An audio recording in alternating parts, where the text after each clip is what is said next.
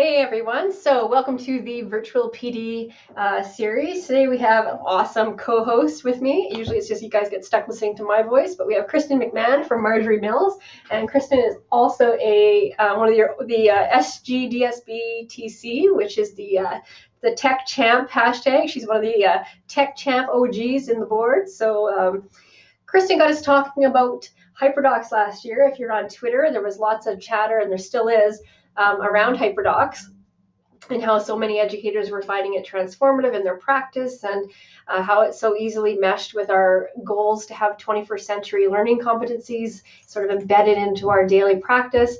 And so Kristen went ahead with this as something she was interested in, and so she went ahead and did her own personal learning on this and taught or shared her learning and her results with her students with her fellow Superior Greenstone Technology Champions.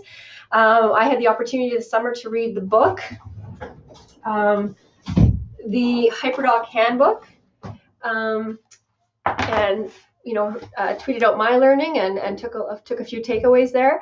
And so I asked Kristen to share her if we could combine our experiences with it to offer up the best PD for you guys. So I just see, I think we have, Chris, is there a new Kristen in the room? Is that you? I see Shauna, Bridget, Jennifer, and Shauna, okay. Myself, and you. Okay, so if you're new into the room, if you want to just add your name to the HyperDoc Prize Google Google Sheet there, you'll be eligible for the prize. And the link to today's resource is also found at the top. Hi, Colleen. Again, if you want to be eligible for the prize, just fill your name in on that HyperDoc. So sorry, Birgit and Jenny, your odds of winning just went down from 1 in 4. So they had a 50% chance of winning, Colleen, and then we have you, and we had, I'm not sure who else is it. Shauna's in the room. So where do I go to the room? What room? What do you mean, Jenny? You want to clarify that question?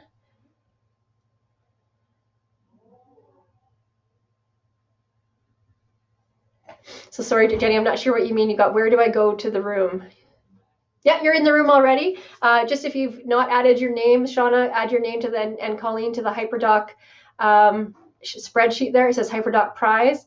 You can be eligible. Okay, so I'm going to stop talking about the introduction. This session is being recorded, and I'm going to share my screen.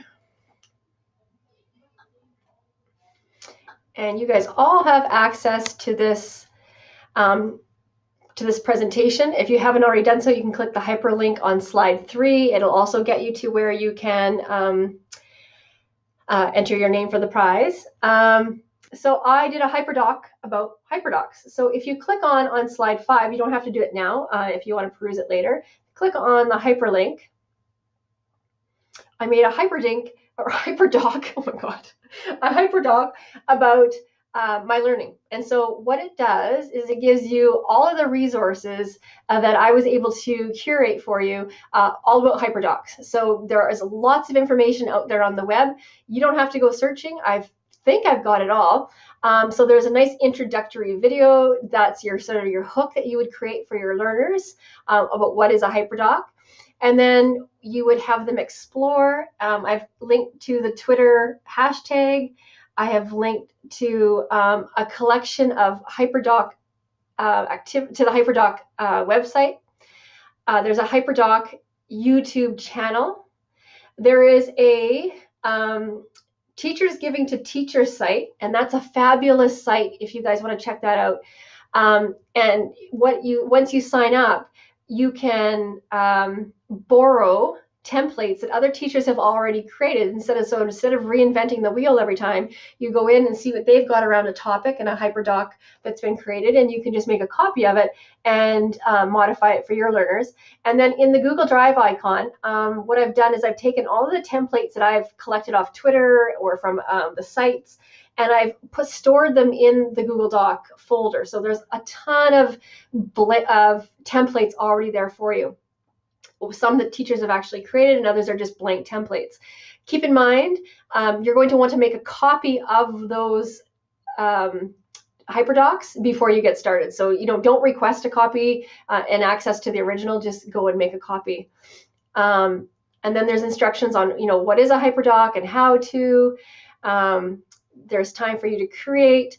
share, reflect, and extend. So that's a basic HyperDoc template that I made just about HyperDocs. So I'll let you peruse that at your own time since we're limited in time today. So I hope you find that useful. But what we really wanted to stress today was the pedagogy behind HyperDocs. It's not just about being able to insert links and a really funny GIF like on slide 4. Yeah, that's cool, but how does that enhance your teaching? It's a HyperDoc is a really unique learning experience for all of your learners in the classroom. So it allows you as the teacher to give your students, to set them on the right path for their learning. Okay. You had to have you need to really lay out what it is you want your students to learn, what kind of connections they want to make, the process of learning, the availability of tools that they'll have, and you want to build in that reflection piece and that extension piece. And you want to make sure your students, when they are accessing the different tools, that they understand why they're accessing those specific tools. For that specific job. So that's a learning experience for the kids as well. And of course, that whole connection piece, that 21st century critical thinking, collaboration, communication piece, all ties nicely into a HyperDoc in sort of one neat landing page. It covers, a well-designed HyperDoc covers the 21st century competencies really well. I have to say that when I was making my first HyperDoc, I struggled a bit. It's like with anything, the more practice you have with something, the better you'll be at creating these documents. So it does, if it's well designed, it will give your students critical thinking opportunities to solve real life authentic problems. So it's not from a textbook that was created 10 years ago. These could be concerns and issues that have sprung up in the last little bit. It allows your students to be very creative. They can use a variety of mediums to demonstrate their learning. There is that reflection piece, which is key to the process. A HyperDoc is not about an end product, it's a process. And so we really want to stress that is the reflection part is a big part of the HyperDoc process. The collaboration piece, you can easily have the students throw up different ideas and suggestions through a Google Doc or a Google Slide, so they can generate different ideas and get different perspectives from their fellow peers. Again, communication skills, can they communicate effectively using a variety of mediums? And that global citizenship piece, where they get to share their work. So this may not be something that you do right away. If you're just sharing within in your classroom, you get different student perspectives. We know, and the research shows, that students who tend to be very quiet and aren't the first to raise their hand, or perhaps the most outspoken in the class, being able to share and have that reflection time and have that different way of communicating, they tend to do really well in things like Google Docs and Google Slides, because there's that little bit of time built in for them to share their thinking in another way rather than just raising their hand and speaking. And then if you're not comfortable yet with the global citizenship piece and that sharing and extension outside of your classroom, that's your end goal, is to be able to work towards something that's much bigger than you and your students, and seeing how you can have an positive impact on the world. And of course, a well-designed HyperDoc meets the needs of all your learners. And so you can see, if we go back up to the template I created, here is the first page of my HyperDoc.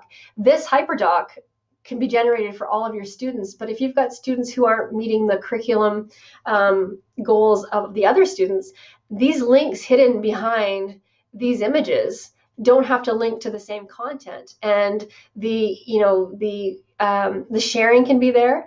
Their ideas can be just as valuable, but maybe their expectations and the resources that they're accessing are a little bit different. But on the superficial level here, there's no way for their peers to know that they're not accessing the same resources. So it is a really easy way for you to provide all of your students with that personalized learning piece that we want for all of our kids.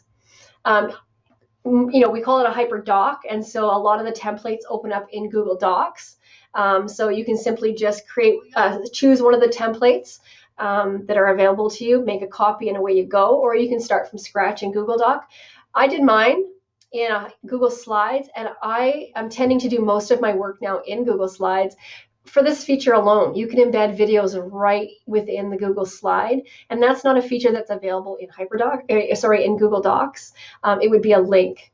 I like the fact that you can add shapes and things like that into a HyperDoc a lot easier than you can, or into a HyperSlide. Google Slides, sorry, I have a very bad cold. I like the fact that you can embed videos and add shapes and all of these little, enhancements into a Google slide. They just aren't there in a Google Doc. So I have been building a lot of my work this year in just Google Slides. But it's up to you. That's a personal choice of your own. So slide number 10 is the breakdown of HyperDocs, and this is when I'm going to introduce, let Kristen come in and have her pick up on the actual building and the process piece, and from her experience as a classroom teacher. Kristen, do you want me to keep sharing my screen, or do you want to share? I'll stop sharing the screen and I'll let Kristen share the screen. That way she can go back and forth as she sees fit. So I'm just going to stop sharing my screen. Okay, and Kristen, if you want to share your screen.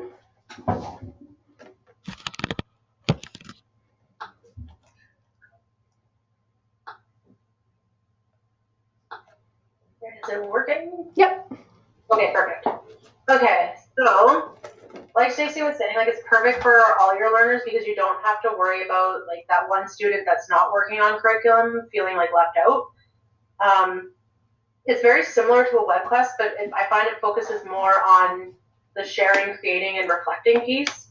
Whereas I found web class, you're like, click here, go do this, click here, go do that, create something, that's it. There's this really good reflection piece, and you can differentiate for all of your students. I also, like as a pro tip, I really like using these with supply teachers because the students have their work and they can't pull the whole, I don't know what to do. It's all there for them, laid out in step by step. So on this slide right here with your engage, explore, explain, this is how like you break it down. It's like your lesson, like how in math we have our minds on, our engage, and our reflection piece or consolidation. It's like that, and it kind of extends it a little bit more. These can be like one-shot lessons, or they can take a couple of days. The first one that I did, I planned it as one day, but it ended up taking a lot longer than I anticipated. And it ended up taking like 3 or 4 days. Your engage is your, it's like the part of your lesson where you're like, it's your hook, getting students interested in your lesson. The book suggests like you can use a video, you can use images, memes, just different tools to get students kind of thinking about your topic and interested in what you're doing. Then you have your explore section, and a lot of times what this looks like is like a multimedia text set with your videos and links outside like your research type of thing, but it's all collected for your students. It could be like YouTube playlists. I don't know if anybody's tried ThingLink before. It's like a picture where you put links on top of them, and they just kind of get to explore the topic that you want them to learn more about. I also like the idea of doing it in a Google slide because you can put them in the video. You can put video directly into your Google slideshow presentation, and you can edit so it only plays certain clips rather than the whole video.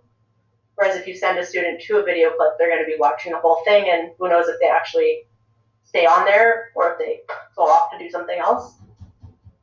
Your explain is your teacher-directed lesson. Like this might not be necessarily you at the front doing a lesson. It can be, or it can be like a video,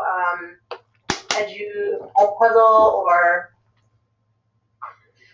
where they're going to like kind of learn more, like your learning goal. What is it exactly they're learning?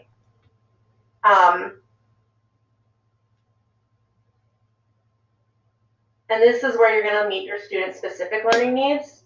So you might have it as a read aloud for a Google Read and Write. This is usually where I'll put like the Google Read and Write for the students.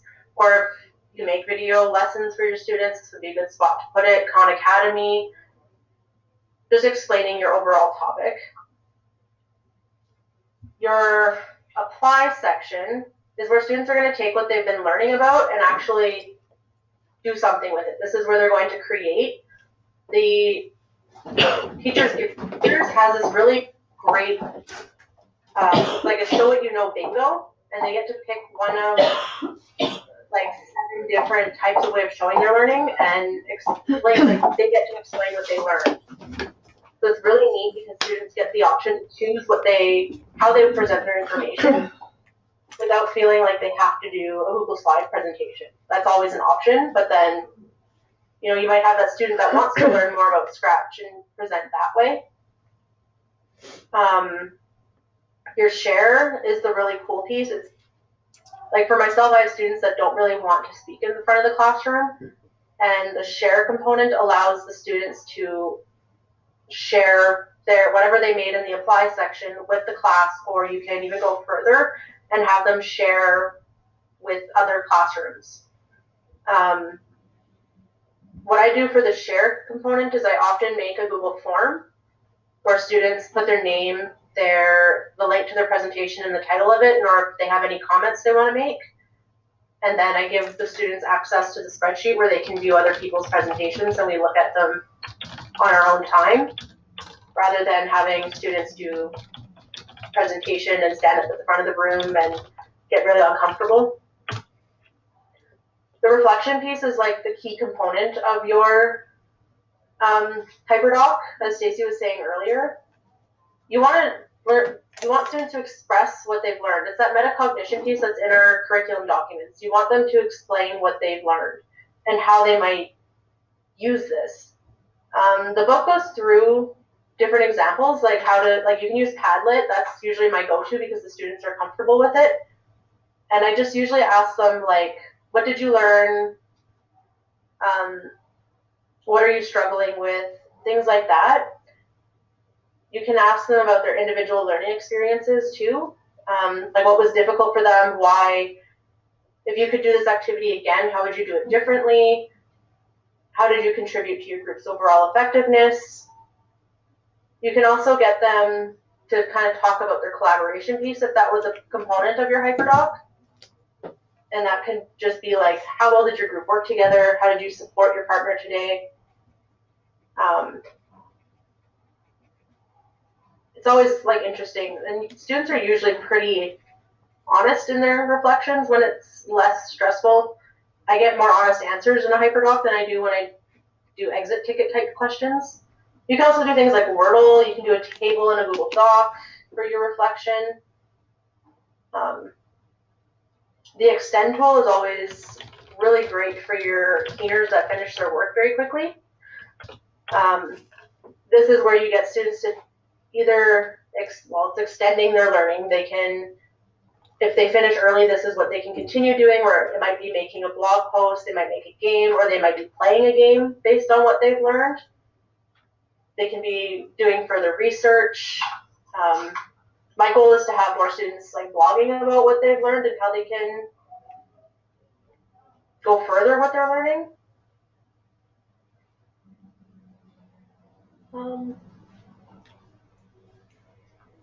That's basically like it for creating a HyperDoc. They are a little bit time consuming the first couple of times that you do them, but it really is worth it. I would really suggest just like playing around with it. There's so many resources out there already that you don't even, like if you're not sure how to create one, there's a Facebook group for HyperDocs. They're all over Twitter. There's a website dedicated to them. And it's just like kind of exploring what people have already made. Chances are there's already like 2 or 3 out there for you. And you just need to make a copy, change what would better fit your students, and making sure that you change all of the links. Like if there's a form, like a link to a form, making sure that you recreate the form or make a copy of the form so it goes to your drive and not some person in Pennsylvania. And just fitting it so that it's more directed towards your students. But I really suggest like just trying one.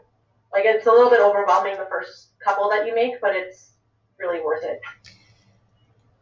And you're hitting all of the C's that we're supposed to be looking for in their 21st century learning. Right. So, Kristen, so I love that you talked about that metacognition piece. So my advice to anybody who uses that, like, well, of course, it's part of the process, but to honor that reflective piece, that learning about learning, and that you look for that reflection on the next assignment, so that the students understand that what the feedback that they do give you, that you're actually listening to them, and then you can start together to work on that and look for that and acknowledge that in for the next learning opportunity. So knowing that you said that you had, in your head thought you would, take a couple hours to build one and it took you 3 days. What Are there any other pitfalls that a mistake or something, a learning curve that you went through and that you think we could avoid just by learning from your experiences? Just definitely being like ready for like unexpected things to happen, like if your internet doesn't work. Having like a backup plan for that. But overall, it was like, sometimes students are going to take a little longer. And a lot of it turned out it was because they were really interested and they started researching outside of the links that I left them. I would make sure to do the first couple with the students and then like kind of gauging where they are. Like if they're really interested in a topic, that's fantastic. So it kind of sucked that like I planned for a 1-day thing and it kind of turned into 3 or 4 days. But it was kind of nice to see that kids were so interested in what I was having them learn about that they kind of went off on their own and found more links to look at. It's hard to discourage curiosity. What was that? It's hard to discourage curiosity, right, when we see it? Exactly. They were interested, and that's a good thing. So the first one that I made myself, it took me a couple of hours to make. And it was mostly because I wanted to make sure that I had like all the key components. Some of the ones that I've looked at, you like don't have every single piece. Like it doesn't have the explore, explain, apply, and share. There's always the reflect one that I've noticed, but sometimes there's just like little pieces of things. Or it might look like a 3-part lesson instead of all of these pieces, depending on how they're made. Actually, that's good advice because I started following that template exactly how it was laid out. And because I don't work with a classroom, I struggled trying to make it fit. And so once I realized it was the process of learning and not the final product, and tweaked it to what I needed, it went a lot smoother. But I do enjoy it's a whole start to finish, and that if it's designed with 21st centuries of competencies of critical thinking and creativity and being innovative in mind, then you shouldn't end up with 24 identical assignments handed in, and that you've given your kids the option to present their understanding in a way that meets their learning strengths. That may not always be the case. Sometimes you just need, you're looking for something that you want to assess. But in a lot of cases, it gives them the freedom to really showcase their strengths. And I think it was really cool of you to share that tip, creating a Google form link, and then they can share their projects with each other through that Google link very easily, because it would all be captured on the Google sheet that gets created automatically. So that's a good practice that I never even thought of. Well, and like I found most of the kids paid more attention when they could click on it and watch it on their screen, or if we watched it at the front of the room, rather than a student doing a presentation at the front of the room. Like I had students tuning out during those, they were fidgety, but if we were looking at whatever the students had created in the apply section, they were more engaged. And I don't know why, but they just seemed to care a little bit more. Okay. And so is there any feedback that you can share with us from your students, from the student perspective, after they went through this process with you? The first couple they really, really hated because they thought it was a 1-day thing too. And my biggest suggestion is actually to do it in a Google slide. I find when I do them in a Google Doc, a student kind of just like scrolls through it and they don't really pay attention, whereas you can have engage on one slide. And like they really focus their attention on whatever is on that slide rather than what's lower down on the next page or whatever, or in the next chart. I try not to make them super, super wordy either because it tends to overwhelm the students. They really like when there's videos or things that they can listen to.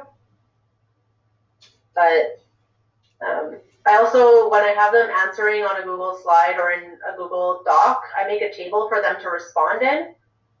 Otherwise, I get a whole lot of, I don't know where to answer this type of questions from them. So creating a table for them to share their answers is really beneficial. What about those? I didn't like. Let's go ahead. Sorry. Mine didn't like the first couple that we did, but after they kind of got through the process and understood what they were expecting and that it was a lot more creative for them, they started to really enjoy doing them. And it's something that I can leave with a supply teacher and they don't get frustrated or lost in their assignments. What about those reluctant learners? What's their experience been like? Or maybe the ones that they sit in the back of the room, or they really don't contribute as much in the class. Do you see not an improvement, but do you see maybe a higher level of engagement via the HyperDoc? I do. Like, especially when there's videos or things that they can listen to, it's more self-paced, right? Like if a student is still working on the explore section and another student's on the apply section, nobody really notices unless it's pointed out to them. And everybody's so busy working that nobody really cares if somebody's further behind. So those students that need more time, or those students that need to watch a video 3 or 4 times before they understand what it's about, they are able to work at their own pace. Whereas in a traditional classroom setting, it's like, okay, we're done at Gauge, okay, we're done Explore, now we're on to our consolidation. I know you didn't understand it, but we need to move on now. Whereas HyperDoc allows for that time for students to go back and revisit ideas. And I found ever since we started using just Google in general, I've gotten more students participating in collaborative settings and sharing their ideas. Whereas before, a lot of my students don't like speaking out in the classroom. I agree, and I've seen lots of evidence of that. So we have 3 minutes left. Are there any questions out there? Again, you have access to all the resources. Kristen and I have curated all of the links that we could. Again, if you go up to slide, where's my slide? Oh, on the HyperDoc slide, on the first one, again, there's that HyperDoc community. There is access to the templates. All you have to do is find one that suits your needs and make a copy of it, rename it, and then tweak it to your unique learners. It would not be good professional practice. There is not one resource out there that's going to fit the needs of your students perfectly. So it would not be good professional practice to just literally copy it and put it in to give it to your students. But very easy to tweak with links and reflective questions and prompts and provocations and things like that would meet the needs of your students. And like everything, with more practice, you'll get better at it. So I thank you all. Does anyone have any questions? Sorry, does anyone have any questions? Those still left in the room. I know some of you don't, most of you don't have mic rights or mics, so if you want to just add one into the chat room. Perfect. Oh, you're welcome, Birgit. And of course, no problem, Jenny. Okay, so you've got access to the resource. Feel free to share it with other people in your building. Send us questions if you're in the middle of the process here and you're stuck. And I'm just going to, I thank you all for coming out, and this recording will be available to all the learners in our board. I'm just going to click stop sharing. So thanks guys for coming out. And